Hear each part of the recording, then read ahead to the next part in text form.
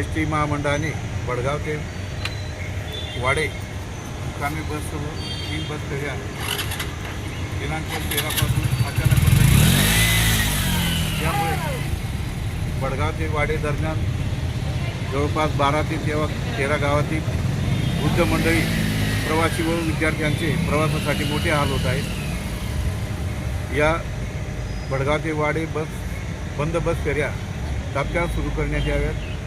या संदर्भात S T महामंडळाला आम्ही 2 तारखेला निवेदन दिलेलं होतं, तरी पण एस टी महामंडळाने दखल घेतली नाही। पुन्हा 7 तारखेला पाचोरा वडगाव आगार प्रमुखांवर प्रशासनाला निवेदन दिलं आणि आज शेवटी एस टी महामंडळाने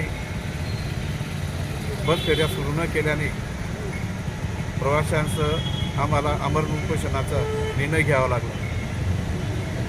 तरी आमची अजूनही मागणी आहे की पाचोरा आगाराने तात्काळ वडगाव ते वाडे या 3ही बस फेऱ्या सुरू कराव्यात आणि प्रवाशांना बस सेवेचा लाभ द्यावा, हीच आमची मागणी आहे।